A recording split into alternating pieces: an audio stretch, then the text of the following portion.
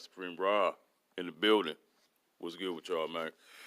Oh, man. I want to speak on some great news, man. I know everybody's talking about it, dealing with Deontay Wilder set of rematches that he plans for 2019 and 2020, man.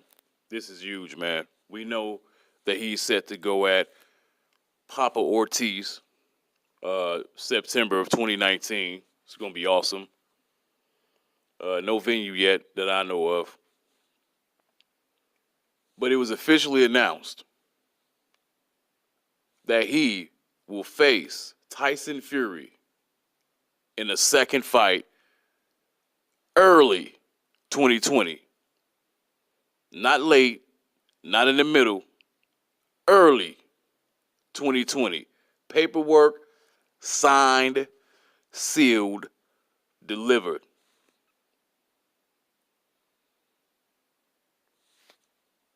The plan has been orchestrated. It has come full circle.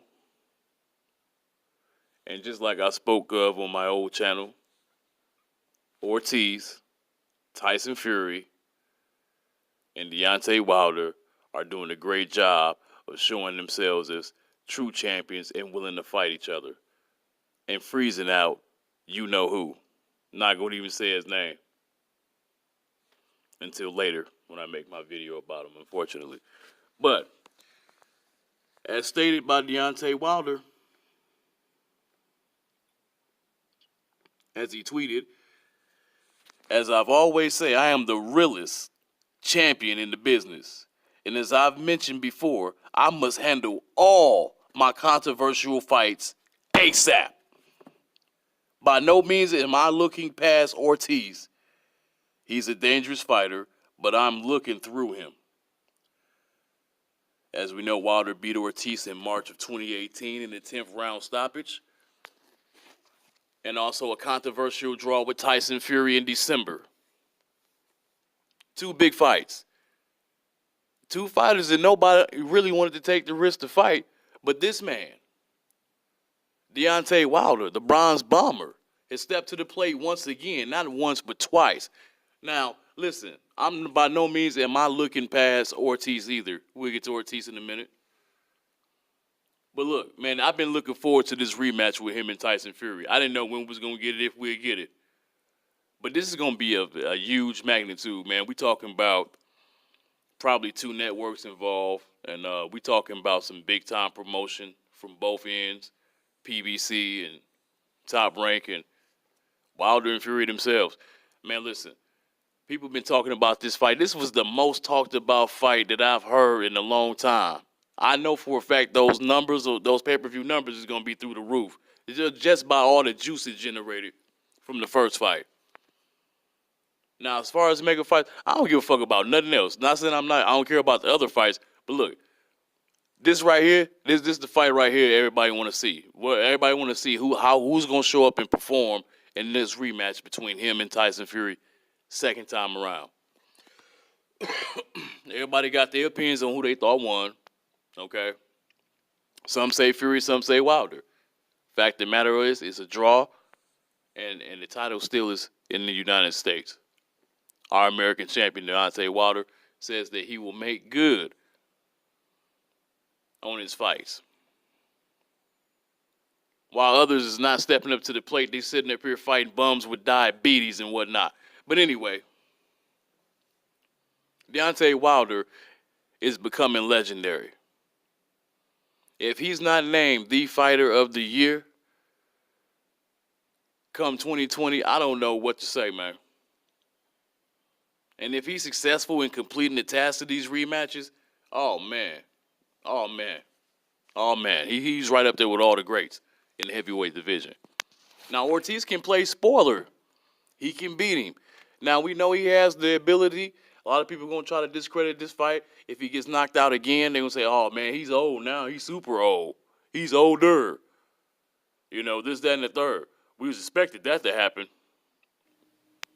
I mean, you know, but what if? You know, we talk about that 7th round just like we talk about that 12th round with Wilder and Fury. You know, a lot of Ortiz fans and, you know, talk about how, you know, Wilder caught a break. You know, I watched that fight, man. You know, the athletic committee. If rules, like I said, I respect the rules. If that was the damn rules, that was the damn rules. Just like with the referee, man. If he told Tyson Fury to walk over there and he was instructed to do that anyway, hey, whatever. It is what it is. However the fuck I felt about it, if that was the fucking house rules, that was the house rules. We can't complain about it. And who's to say Wilder would have got knocked out? He probably would have hung in there. We don't know. But he was rocked. I know he got back. You know, 8th round, 9th round, he got his bearings back. 10th round, that pow, that bionic right hand did his thing. Now we know Ortiz packs a pop. He has some great boxing ability. He has the ability to get on the inside and fight Wilder. That's going to be an amazing fight. I can't wait for that fight, too. I'm pretty excited for it, whether it's on pay-per-view or just regular Showtime. I will be watching it. It's Deontay Wilder, man. Come on, man. How could you miss the Bronze Bomber's fights, man? We don't see what he can do over 40 times now. And, you know, I think he's putting up the best fights so far for this year and next year as well. Now we know on to the AJ fight last night. All right, we ended all the contradictions, all the stereotypes, all the myths about size matters, what kind of physique you got. All that shit don't matter, man. It's all about what you got upstairs in your head. It's about what you got in your heart and how you throw the motherfucking hands. AJ's biceps didn't matter in the fight. Hell, Andy Ruiz titties didn't matter in the fight. His hands mattered. And we knew this shit was bound to happen. I mean, the people who really know boxing knew that this was bound to happen with AJ. We just didn't know it was going to be Andy Ruiz. You know, 5 weeks to study and train, and he did his thing, man. He showed up and he showed out. He beat you know who. I hate saying dude name. I ain't got to say it probably anymore after that debacle last night. You know, shout out to Andy Ruiz and his team. They got it together. And, you know, shout out to Al Heyman for once again giving somebody an opportunity to correct something that he didn't get a chance to correct in quite some time. You know, we know he was robbed out of a championship before. This time he got it right. And that's by just go ahead and go on balls to the wall, going all out, and fight like a true warrior does. He got up off the canvas and he went all out, man. That's the way he was supposed to do. He behaved the way any true warrior would behave. He didn't let that mentally affect him. He was the tougher fighter mentally. And I felt like he was the stronger fighter, no matter how big AJ biceps was. You know, people making all these jokes, calling him Homer Simpson and things of that nature. Even I cracked jokes on him. Hell, I said he was the face of diabetes.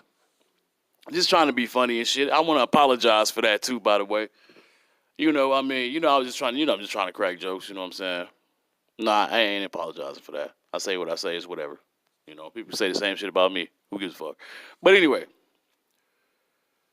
I felt like he was exposed finally for what he really was.